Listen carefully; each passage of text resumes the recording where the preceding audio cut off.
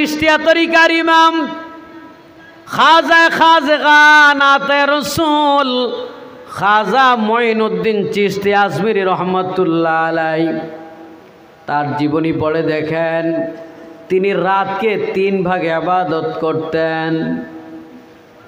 সন্ধ্যা থেকে প্রথম অংশে তিনি জিকির আজকার করতেন, দ্বিতীয় অংশে তিনি কোরআন তেলাওয়াত করতেন, তৃতীয় অংশে তিনি তাহাজ্জুদের নামাজ পড়তেন, আর শেষ মুহূর্তে তিনি সাহারি খেয়ে নিতেন।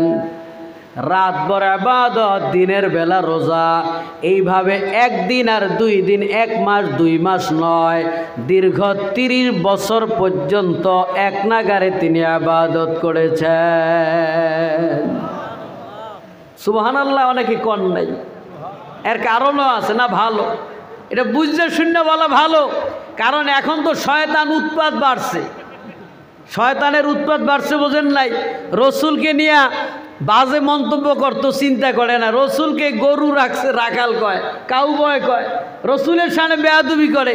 এরাই সকালবেলা বলবে বরিশাল থেকে হুজুরে আইসা যে বইলা গেল 30 বছর খাজা সাহেব সারা রাত্রে ইবাদত করছে, দিনের বেলা রোজা রাখছে, তাইলে ওনার বউ ছিল কোন জায়গায়?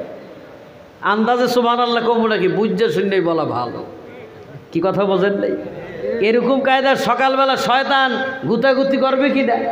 এই জন্য সেই সুই দিয়া ছিদ্র মাইরে দিয়ে যাই।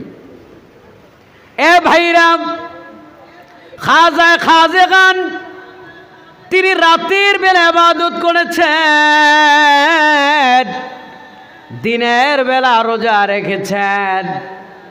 1 নয় 2 নয়, দীর্ঘ 30 বছর একাধারে। তাইলে ওনার স্ত্রী বাল বাচ্চা ছিল কোথায়? এ বাবা, খাজা সাহেবের বয়স যখন 90 বছর হয়, আল্লাহ রসুল স্বপ্নে বলতেছে, হে মঈনুদ্দিন, তুমি আমার সব সুন্নতি আমল করলা, তবে আমার একটা সুন্নত তুমি বাদ দিয়েছ, খবর নাই। খাজা সাহেব বলি, ইয়া রাসূলুল্লাহ, কোন সুন্নত? এটা আমার জানা নাই। বিয়া করছো রে? ইয়া রাসূলুল্লাহ, খোদার কসম, এটা আমি ভুলে গেছি। সুবহানাল্লাহ কইবেন না? 90 বছর বয়সে আল্লাহ রসুলের হুকুমে তিনি বিবাহ করলেন। বলেন সুবহানাল্লাহ। এখন বলেন 30 বছর ইবাদতে আর স্ত্রীর কোনো বাধা আসেনি? কি আছে? খাজা সাহেব 90 বছর বয়সে বিবাহ করার পর এখন স্ত্রীর যন্ত্রণা, বাজার লাগবে, সাবান লাগবে, লোশন লাগবে, কসমেটিক্স লাগবে, কাপড় লাগবে। খাজা সাহেব বলে, আল্লাহ কোন জ্বালায় পড়লাম, বিয়া ছাড়াই তো ভালো ছিলাম। হযরত শাহজালাল ইয়ামানি রহমতুল্লাহ আলাইকে বলা হয় মুজাররাদি। তিনি বিবাহ করেন নাই, করছেননি। ভারতের রুহুল আমিন বসিরাটি রহমতুল্লাহ আলাই, সুলতানুল আউলিয়া বাবা শাহজালাল রহমতুল্লাহ আলাইর কথা লিখেছেন। তার ছোটবেলায় মা ইন্তেকাল করেছে, মামার ঘরে লালিত পালিত হয়ে ইয়ামেন থেকে সিলেটের জমিনে ভারতবর্ষে আসেন। তিনি কোনোদিন মহিলার দিকে তাকাইতেন না। মহিলারা যদি সুন্দর শাহজালাল আসতেছে, আগে সবাই পালায় যেত। একবার তিনি শাহজালাল রহমতুল্লাহ আলাইর খানকা থেকে, পুকুর ছিল, পুকুর পাড়ে দেখে একজন মহিলা হান্ডি পাতিল ধোয়ার জন্য আসছে। রুহুল আমিন বসিরহাটি, যিনি হাফেজুল হাদিস, ফুরফুরা শরীফের মুজাদ্দিদে জামানের খলিফা, তিনি লিখেছেন, শাহজালাল ইয়ামানি বলে, এই লোকটাকে, এর চুলগুলো এত বড় কেন, সামনে উঁচু জায়গা কেন? এখন খাদেম বলে, হুজুর, এটা হলো মহিলা, মহিলাদের চুল বড় হয়, আর সামনে উঁচু জায়গা, এটা স্তন, বাচ্চাকে দুধ খাওয়ায়, এই জন্য সামনে থাকে। শাহজালাল ইয়ামানি একটা মহিলার গঠন কেমন হয় এই ধারণাই তার মাথায় ছিল না। কেমন দুনিয়া বিমুখ ছিল এই মুজাররাদি শাহজালাল ইয়ামানি। আফসোস করলেন, হায় আফসোস, এই পুকুরটার কারণে আমার মহিলার দিকে তাকানো লাগলো, সাথে সাথে পুকুরটা ভরে গেছে। এটা হলো শাহজালাল ইয়ামানির কারামত। সাথে সাথে পুকুর ভরে গেছে। খাজা সাহেব বলে, আল্লাহ, বিয়া করার কারণে মহিলার যন্ত্রণার বাঁচলাম না। আল্লাহ পাক বলে, মঈনুদ্দিন টেনশন নাই, স্ত্রী সন্তান সন্ততি এটাও একটা ইবাদত। মান্না গুঞ্জম মান্না গোয়াম কে আজ দুনিয়া জুদাবাস বহর কারে কে বাসি বা খোদাবাস। মান্না গোয়াম কে আজ দুনিয়া জুদাবাস বহর কারে কে বাসি বা খোদাবাস। তুমি সন্তান স্ত্রীদেরকে রাইখা জঙ্গলে যাও, ইবাদত করো। তুমি সন্তানদেরকে রাইখা মসজিদে মসজিদে আল্লাহর রাস্তায় বের হইয়া যাও। তার চাইতে তুমি মসজিদে ফরজ নামাজ পড়বা আর ঘরে নফল ইবাদত করবা। ওই ইবাদতটা আল্লাহর কাছে বড় পছন্দের। আপনি মসজিদে ফরজ নামাজ পড়ে যদি ঘরে বসে যদি নফল ইবাদত করেন, আপনার ছেলে, আপনার নাতি, আপনার স্ত্রী তারা আপনার দেখা দেখি নামাজ পড়বে, সন্তানরা নামাজ শিখবে, নাতিরা পিঠের উপর উঠবে, জায়নামাজে প্রস্রাব করবে। এই দৃশ্যটা আল্লাহর কাছে বড় পছন্দের। কিন্তু আপনি সন্তান নাতিপুতি রাইখা চলে গেছেন আল্লাহর রাস্তায়, এদিকে বউ ভাইজানের লগে গল্প করে। কি আছে না নেই? বউ থুয়ে গেছে, এদিকে ভাই আইসে কো, ভাই ভাবি কি লাগবে বাজার ঘাট আমি কইরা দেব। 2 দিন 4 দিন পরে আর আপনার কামই লাগবে না। এই যে অবস্থাটা আমাদের সমাজে আছে না নাই? উনি নিজে বুজুর্গ হওয়ার জন্য আল্লাহর রাস্তায় নাইমা গেছে, এদিকে স্ত্রী কিন্তু গোল মারতেছে। এইটা আল্লাহর কাছে বড় পছন্দের নয়। বরং স্ত্রী সন্তান তাদেরকে যে আপনি বাজার করে খাওয়াবেন, যদি নিয়ত থাকে আমার বাজারগুলা খাইবে, শক্তি হবে, 2টা বেশি সেজদা দিতে পারবে, এই নিয়ত করে আপনি বাজার করবেন। ওই বাজার ঘাট এটাও সৎকার সওয়াব। খাওয়াইলেন নিজের স্ত্রীকে, কিন্তু সৎকার সব পেয়ে গেলেন শুধু নিয়তের কারণ। এই জন্যে ভাইরা আমাদের ইবাদত, খাজা সাহেব উনি স্ত্রী সন্তান আল্লাহ জানাই দিলেন, মঈনুদ্দিন টেনশন নাই। মাল্লাহুল মাওলা ফালাহুল কুল, যে আল্লাহর হয়ে যায় গোটা জগৎ তার হয়ে যায়। খাজা তুমি সলাতুল হাজত পড়ে জায়নামাজে নিচে হাত দাও। খাজা সাহেব উনি বাজারের লিস্ট দিত, স্ত্রী চাল লাগবে, ডাল লাগবে, তেল লাগবে, সাবান লাগবে, মাছ লাগবে, গোশত লাগবে। আপনি যদি কসমেটিক্সের দোকানে যায় জিগান পাঙ্গাস মাছ আসেনি, কইবে পাগল হয়েছে। কি ঠিক কিনা? আপনি যদি মুদির দোকানে যায় জিগান, মুদির দোকানে যায় যদি তরকারি খোঁজেন তাইলে আপনাকে পাগল বলবে। স্বর্ণের দোকানে যায় যদি বলেন ভালো দেশি টমেটো আসেনি, কি বলবে? পাগল। তাইলে তরকারি বাজারে তরকারি, মাছ বাজারে মাছ পাওয়া যায়। এইভাবে ক্লাসিফিকেশন বাজার ভিন্ন, ফল বাজারে ফল পাওয়া যায়। আর খাজা সাহেব তার স্ত্রী বাজারের লিস্টই দিত, উনি লিস্ট ধরে ধরে জায়নামাজের নিচে হাত দিত, চাল বের হয়ে যাও, তরকারি বের হয়ে যাও, মাছ বের হয়ে যাও। খাজা সাহেবের জায়নামাজের নিচে হাত দিতেন, যা চাইতেন তাই জায়নামাজের নিচ থেকে বের হয়ে যাইতেন। এখন বলবেন হুজুর আমরা হাত দিল হইবে না? হ্যাঁ হবে। নবীর দরজা বন্ধ হয়েছে, অলির দরজা এখনো বন্ধ হয় নাই।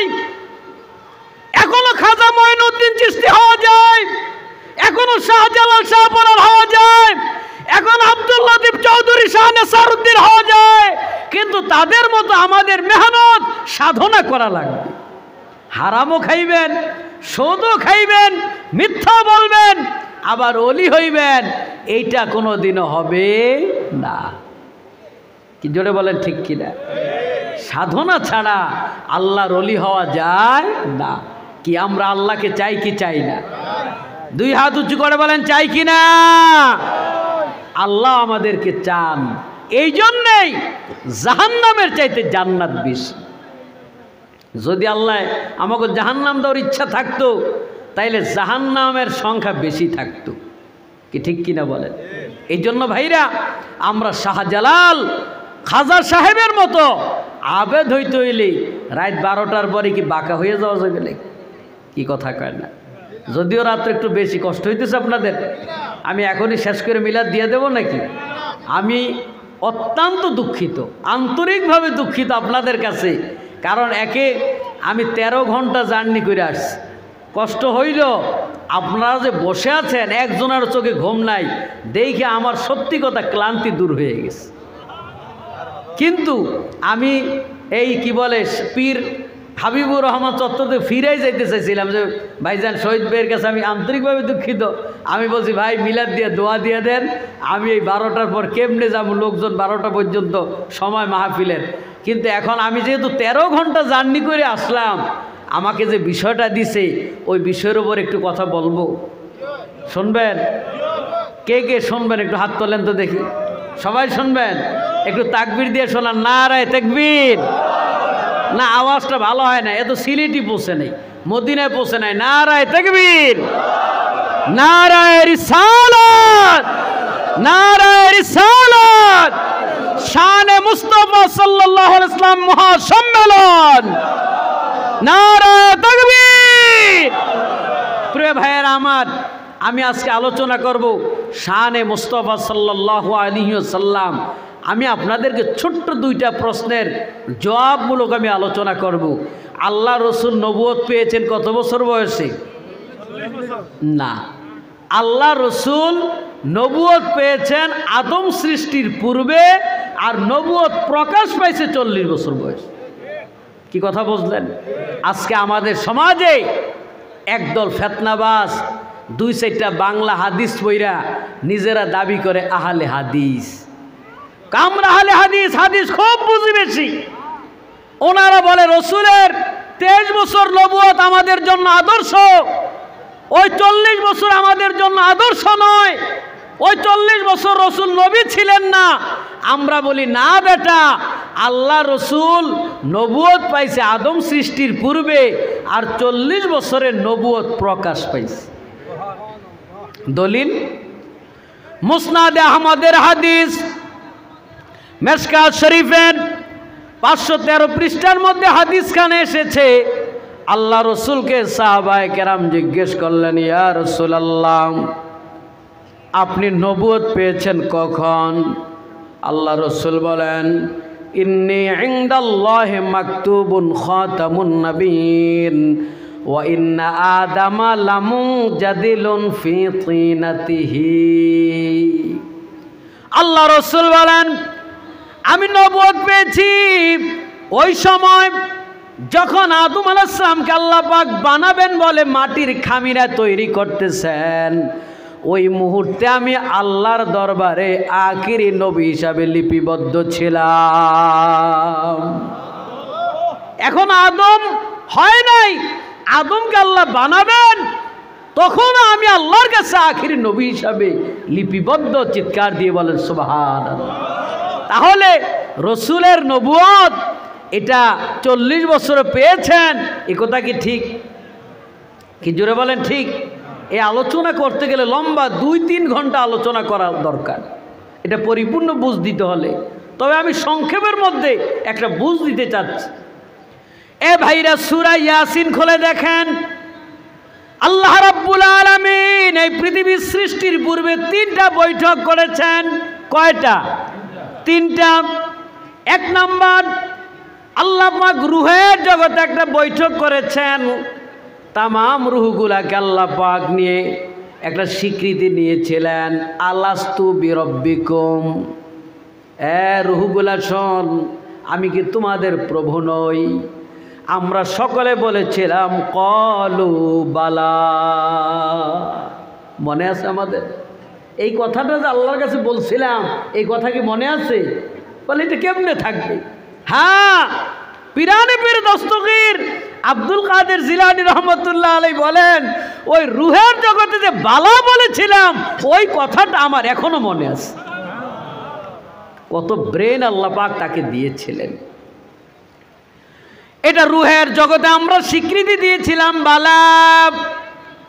দ্বিতীয় নাম্বার, আল্লাহ পাক ফেরেশতাদেরকে নিয়ে বৈঠক করলেন। وَإِذْ قَالَ رَبُّكَ لِلْمَلَائِكَةِ إِنِّي جَاعِلٌ فِي الْأَرْضِ خَلِيفَةً قَالُوا أَتَجْعَلُ فِيهَا مَن يُفْسِدُ فِيهَا وَيَسْفِكُ الدِّمَاءَ وَنَحْنُ نُسَبِّحُ بِحَمْدِكَ وَنُقَدِّسُ لَكَ قَالَ إِنِّي أَعْلَمُ مَا لَا تَعْلَمُونَ। একটু বড় করে বলেন সুবহানাল্লাহ। আল্লাহ পাক ফেরেশতাদেরকে বললেন, ও ফেরেশতারা, আমার কিছু প্রতিনিধি খলিফা দুনিয়ায় পাঠাতে চাই, তোমাদের কি মত? তারা কাল্লাহ কোনো প্রয়োজন নাই, এরা দুনিয়ায় ফিতনা ফাসাদ করবে, ঝগড়াঝাটি করবে, রক্তপাত করবে, হারাহারি করবে, মারামারি করবে। আল্লাহ পাক বলেন, ক্বালা ইন্নী আ'লামু মা লা তা'লামুন, আমি যা জানি তোমরা তা জানো না, তোমাদের কথাই হবে না, আমি আল্লাহ আমার প্রতিনিধি পাঠাবো। দ্বিতীয় বৈঠক কয় নাম্বার? 3 নাম্বার বৈঠক আল্লাহ পাক করলেন। এটা নবী মুরসালিনদেরকে নিয়ে। প্রথম করলেন কি? তামাম রুহু। দ্বিতীয় বৈঠক করলেন কি? ফেরেশতাদেরকে নিয়ে। তৃতীয় বৈঠক তামাম নবী রাসূল।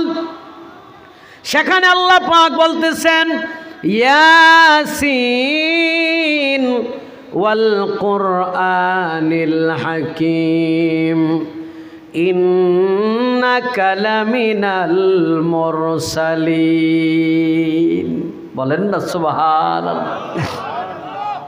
আল্লাহ পাক বললেন ইয়াসিন, হরফে মুকাত্তাদ, ওয়াল্লাহু আলাম বিমুরাদি বিযালিক, ওয়াল কুরআনিল হাকিম, বিজ্ঞানময় কোরআনের কসম। এই কোরআন বিজ্ঞানে ভরপুর। এই কোরআনের সাথে যার সম্পর্ক হবে ওই মানুষটা বৈজ্ঞানিক হয়ে যাবে। এই কোরআন যার মধ্যে থাকবে ওই মানুষটা দুনিয়া এবং আখিরাতের বাদশা হয়ে যায়। দেখেন, আমি ফুলতলি থেকে কারিয়ানা পড়ছি।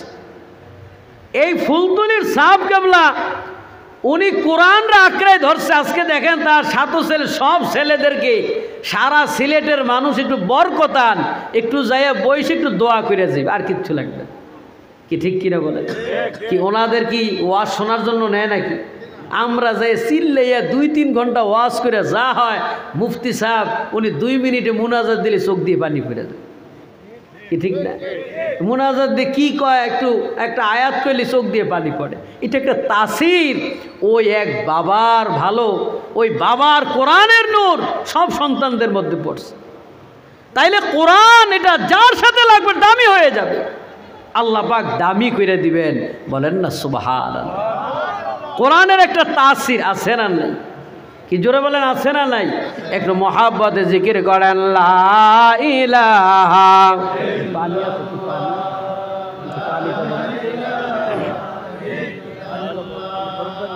না, নরমাল হয়ে যাবে, নরমাল হয়ে যাবে। আইসে তো বাইরে করছি তো,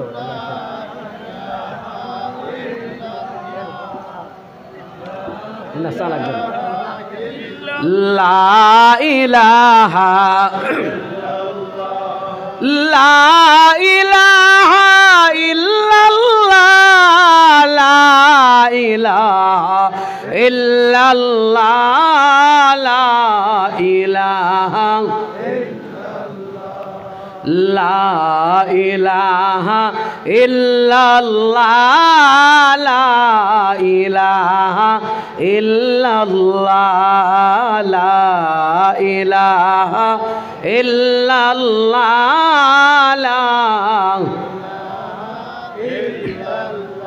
চাও যাকে দাও তাকে সুবহ সম্মান,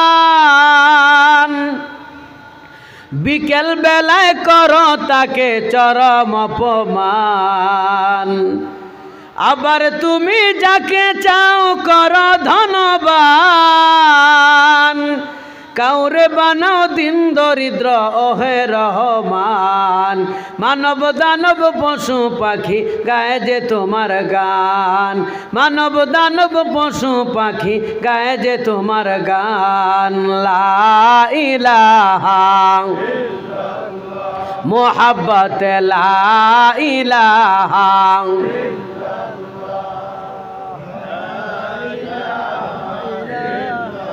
লা ইলাহা ইল্লাল্লাহু মুহাম্মাদুর রাসূলুল্লাহ সাল্লাল্লাহু আলাইহি ওয়াসাল্লাম।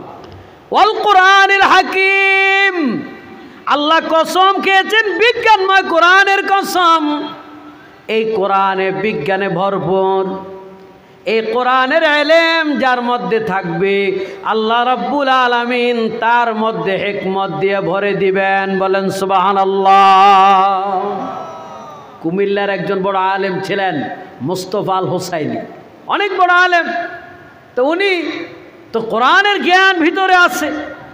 হোটেলে বসে খানা খাচ্ছে, খানা খেয়ে হাড্ডিগুলি খুব চাবাইয়ে সুন্দর মতো পরিষ্কার করে খাইতেছে, প্লেট চাইটে খাইতেছে। এগুলি খাওয়া কি সুন্নত? সুন্দর মতো খাবার কোন অংশে বরকত আছে এটা তো জানা নাই। এই জন্য নিয়ম হলো পরিষ্কার পরিচ্ছন্ন করে খাওয়া। এখন উনি পরিষ্কার করে হাড্ডি খাইতেছে, পাশে একজন জেনারেল লোক বাম হাতে চা খায়। আরে ভাই পাও ঝুলে আর হুজুর আপনার এলাকার কুত্তাগুলা কি খায়?